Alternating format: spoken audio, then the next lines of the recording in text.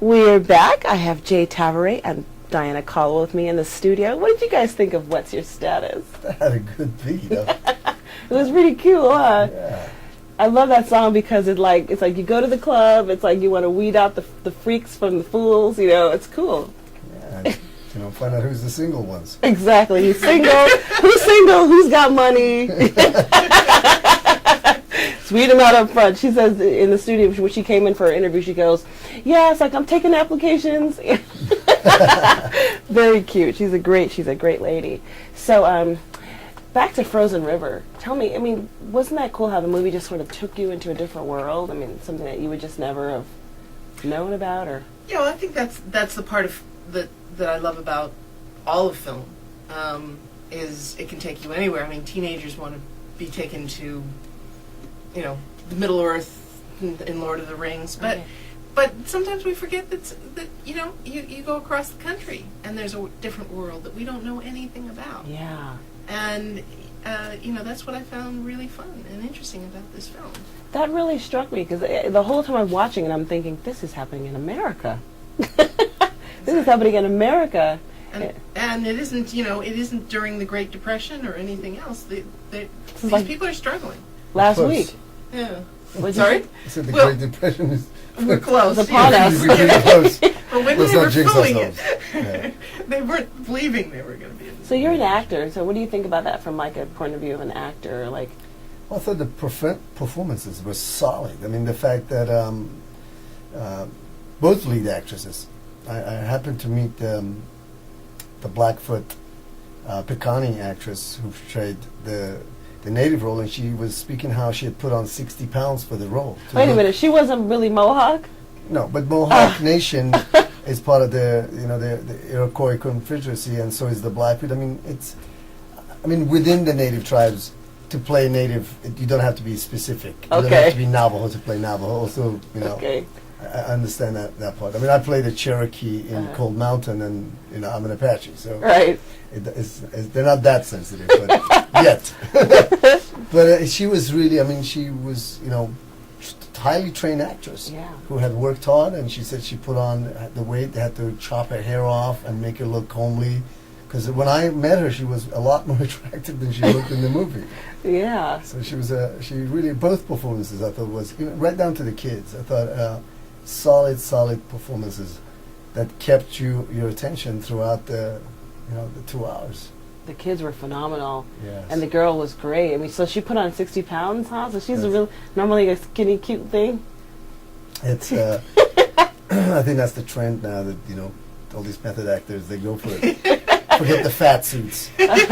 Like Nick Cage had a fat suit in Adaptation. Wow. Where he played Charlie Kaufman. Uh-huh. But, some of these actors want to get out of shape. I guess it's a good time.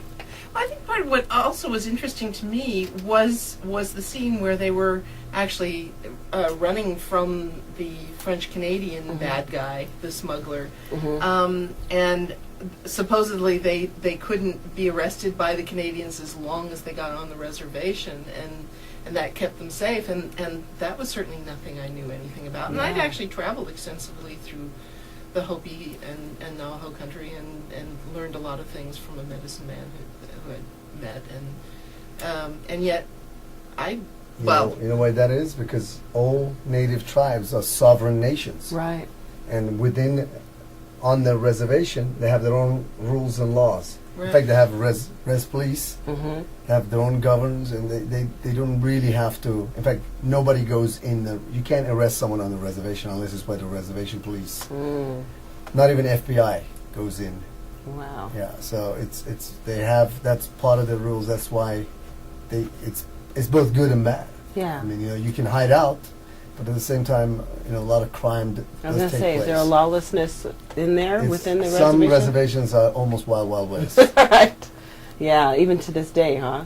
Especially to this day, there's a lot of methamphetamine Labs abuse. and whatnot? No, not labs, Oh. abuse. Oh. And most people don't realize in America, as you sit down on your third meal, that there are people on the reservation living almost poorer than third world countries. Wow. There's grandparents who are freezing to death in the South Dakotas during the winters. There are Navajo elders where when it snows in, they can't even leave their hogans in winter. I mean, there's really a serious issue that's never been addressed by our government, but So does forgotten race. so literally nobody goes and helps them. It's like I always say it's like a wound that's been on the side of the U.S. nation for hundreds of years, and everybody puts a Band-Aid on it and kind of hopes the next president might do something more. Although I did see Obama make a powerful speech about what he's planning to do with the native tribes and get them involved, but he has so much on his plate right now that I I wish pray him to luck. God that he does. I pray to God that he Yeah. keeps those promises. I saw that, Yeah. and I really literally pray to God for him every day. Yeah, And one of the things I hope he does is doing right by the natives. yeah, it's time to. It is. Well, and that was actually something that was interesting about some of the documentaries that were shown before Frozen River. Was talking about what had and hadn't been done and where the inequalities were. And how, it does seem to be get punted from president to president to president. You put a little Band-Aid on it and move on. I learned a lot from those Yeah. documentaries. They were depressing, but I learned a lot. It was interesting during the 2000 Olympics in Australia. Many of the Australian athletes wore these simple black T-shirts that said on them "Sorry," and that was in reference to the treatment of Aboriginal people of their own land. And I thought Wow. it was a very simple act, but it really had such a powerful message. And then I watched the Winter Olympics in Utah not long ago, and when they had the 5 tribes opening up the ceremony, and it was one of the most beautiful ceremonies we've ever seen. I mean, for me anyway, I saw the Hopis, the Navajos, the Chicos. There was all of them came out in their colorful regalia dances, and I'm sure the rest of the world watching that was that's fantastic. But the reality is, many of those same tribes need help.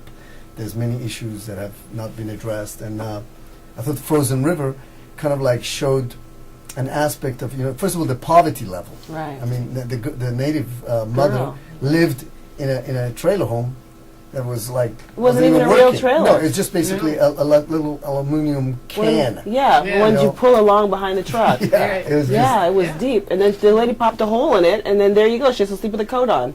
Well, more than a coat. Exactly. She said she nearly froze even with everything over. Exactly. Yeah. So So, yeah. it's a very No, real I also part. found it interesting that the tribal elders had so much control. Yeah. They were giving her the choice of either, or I guess the women sort of had to choose whether the one woman went and gave herself over to the police, or whether they kicked the yes. the native.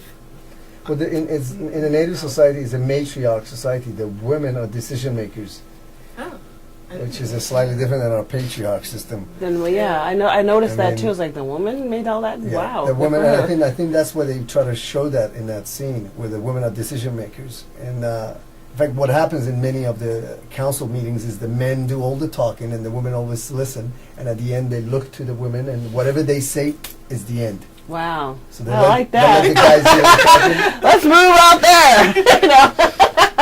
Yeah, they had definitely, I mean, and you think about what for so-called, they were referred to as noble savages, but they're, one of the things no one has ever mentioned is that Benjamin Franklin based our Constitution on the Iroquois Confederacy Wow. and their way of government.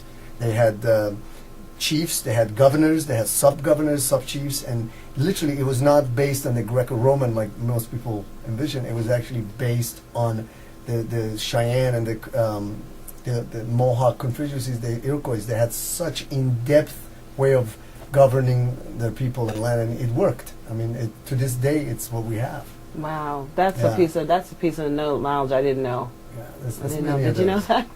No, I didn't. Actually. Yeah. Very informative. Interesting.